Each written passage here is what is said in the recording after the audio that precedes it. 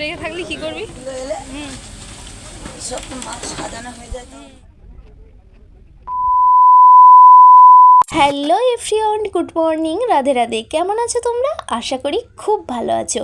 আমিও কিন্তু বেশ ভালো আছি। আজ সকাল সকাল গড়িয়া স্টেশন থেকে ক্যানিং ট্রেনে বেরিয়ে পড়লাম। কোথায় যাচ্ছি তোমরা নিশ্চয়ই থাম্বনেল দেখে বুঝে গেছো। পুরো ভিডিওটা দেখতে থাকো, আশা করি খুব ভালো লাগবে। বাইরেটা দেখো কত সুন্দর। অনেক দিন বাদে এদিকে আসলাম আর এত সুন্দর লাগছে বাইরেটা দেখে, যেন সবুজে সবুজ। আর এই সবুজ দেখলে কিন্তু পুরো চোখটাও শান্ত হয় আর মনটাও অনেকটাই ভালো হয়ে যায়। তো তোমাদের সাথে কথা বলতে বলতে আমি কিন্তু ক্যানিংয়ে চলে এসেছি। এসেই প্রথমে মাসির সাথে দেখা হয়ে গেল, কিন্তু বড় মামা আর বড় মামি এখনও পর্যন্ত এসে পৌঁছায়নি। তারপরে ওরা আসলো, ওদেরকে নিয়ে উঠে পড়লাম বাসে।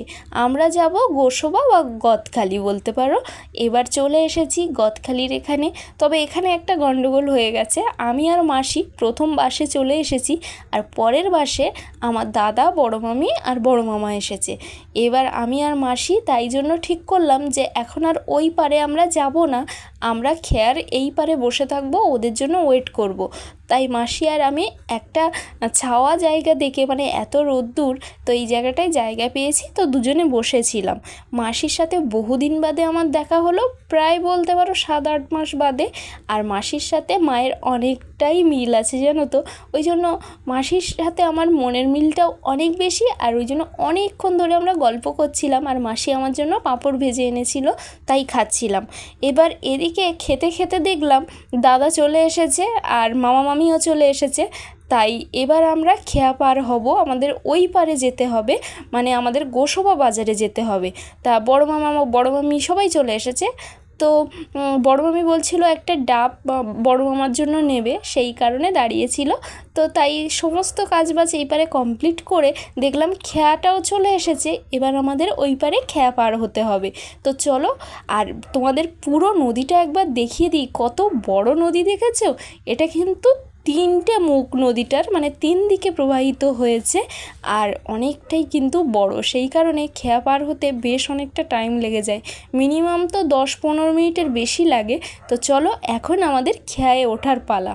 তোমরা আশা করি এই ভিডিওটা একটু অন্যরকম দেখবে। আমি তো কোথাও বেরোই না সেইভাবে, আর তোমাদের রেগুলার যে সমস্ত ভিডিও দিই তার থেকে এই ভিডিওটা কিন্তু একটু অন্যরকম হতে চলেছে। তো তোমরা ধৈর্য ধরে দেখো, দেখবে বেশ ভালো লাগবে। আর কার কার বাড়ি গোসবার এদিকটায় তারা কিন্তু কমেন্ট করতে ভুলো না। আর কে কে এদিকে এসছো সেটাও জানিও। অনেকে এদিকে ঘুরতে আসে, আমি কিন্তু আজকে একদমই ঘুরতে আসিনি, এসেছি একটা দরকারে। দেখেছো আমাদের নৌকা কিন্তু কথা বলতে বলতে ছেড়ে দিয়েছে। আর দেখো এই জলের গেজাগুলো দেখলে বেশ ভালো লাগে। নদী বা জল এরকম পার হওয়ার সময় মনটা একদম অন্যরকম হয়ে যায়, আমার বেশ ভালো লাগে জানো। আর একবার মায়ের সাথে মামার বাড়ি থেকে এই নদীটা পার হওয়ার সময় একটা বাচ্চা ছেলে নৌকা থেকে পড়ে গেছিলো। তারপরে দুটো নৌকা মিলে দড়ি, কাছি এই সমস্ত দিয়ে বাচ্চা ছেলেটাকে তুলেছিল অনেক কষ্টে। তাই যখন পার হচ্ছিলাম নদীটা, তখন বারবার সেই ঘটনাটা মনে পড়ছিল।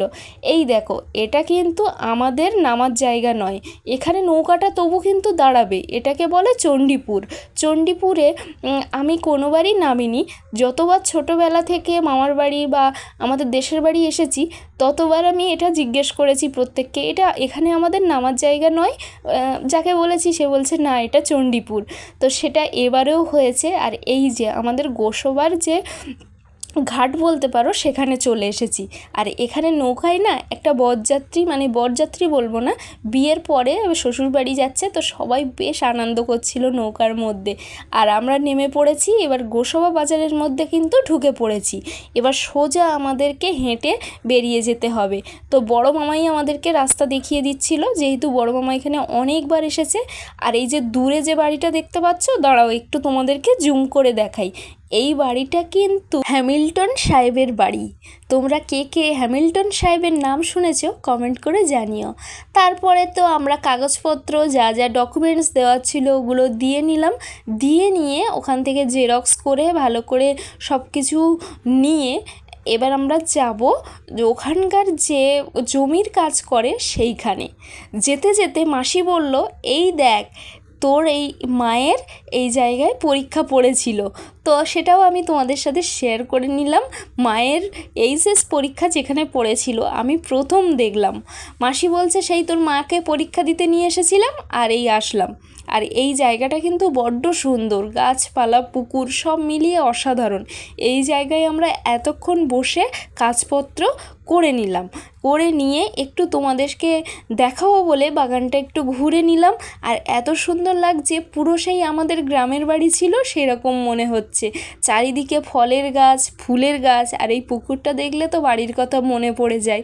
বাড়ির পুকুরে কতটা টাইম কাটিয়েছি, পুকুরের মধ্যেই গরমকাল হলেই পড়ে থাকতাম। আর এই যে সেই স্যার হ্যামিল্টন সাহেব, যার মানে ব্যাংকের ওখানটায় কিন্তু আমাদের কাজ ছিল। তারপরে ওখানে কাজ মিটিয়ে সোজা চলে আসলাম গোসবার বড় বাজারে। এই বাজারটা কিন্তু অনেকটাই বড়। যারা সুন্দরবনে থাকে প্রায় সময় এই গোসবা বাজার থেকেই বাজার করে। মাসি বলল যে একটু ওল নেবে, তাই গেছিলাম বাজারটার মধ্যে, কিন্তু ওলগুলো অনেক বড় বড়, ওই জন্য আর নেওয়া হয়নি। তারপরে আবার নৌকায় এসে বসলাম, তাই ভাবলাম তোমাদের সাথে শেয়ার করি। তো নৌকা থেকেই এই পারে নেমে গদখালি বাজারের এখানে এসে দেখলাম এই মাসিটা খুব সুন্দর চপ ভাজছে, একদম ফ্রেশ তেলে আর কাঠের উনানে চপ ভাজছে। এত সুন্দর লাগছে দেখতে, তাই তোমাদের সাথে শেয়ার করে ফেললাম। আর তোমরা তো দেখলে সারা দিন কিচ্ছু খাওয়া হয়নি, খেলে তো অবশ্যই তোমাদের সাথে শেয়ার করতাম, খাইনি। তো খিদে পেয়ে গেছিলো সন্ধ্যের টাইমটায়, তাই মাসি বলল যে চল আমরা একটু মুড়ি চপ খেয়ে নিই। জানো তো এতটা করে মুড়ি দিচ্ছে, তার সাথে আলুর চপ আর ছোলা ভাজা দিয়ে 10 টাকা। তো আমরা সবাই নিয়ে নিলাম, 5 জনে ছিলাম। তো এত ভালো মুড়ির চপটা লেগেছিল, খুব সুন্দর লেগেছিল, বিশ্বাস করো এখন বলতে গিয়ে আমার জিভে জল চলে আসছে। এতটা ফ্রেশ আলুর চপ মনে হয় আমি প্রথম খেয়েছি। আর যেহেতু খিদে পেয়ে গেছিলো, তাই এই মুড়ি, ছোলা ভাজা এই সমস্ত দিয়ে পুরো মুড়িটা জাস্ট স্বাদটা ছিল মানে অতুলনীয়। সবাই বলছিল যে খুব সুন্দর হয়েছে। আর ওই যে মাসির কাছ থেকে মুড়িটা নিয়েছি, উনি বলছিলেন এখানে আসলে সবাই আমার এখান থেকে ভিডিও করে নিয়ে যায়, সবাই এরকম বলে যে হচ্ছে সুন্দর তুমি চপ ভাজো, মুড়ি বানাও। তো সত্যিই ওনার কথার সাথে মিল আছে। খাওয়া দাওয়া করে আমরা বাসে উঠে এই দেখো দাদা বলল যে সবাই একটু ঠান্ডা জল খাই, লেবুর শরবত, তো ওটাই খেয়ে নিলাম। আর এটাই ছিল আজকের ভিডিও। তোমাদের কেমন লাগলো অবশ্যই জানিও, আর ভালো লাগলে কিন্তু একটা লাইক করবে আর কমেন্ট করতে ভুলবে না। আর আমাকে অনেক অনেক সাপোর্ট করো, ভালোবাসা দিও। চলো বাই।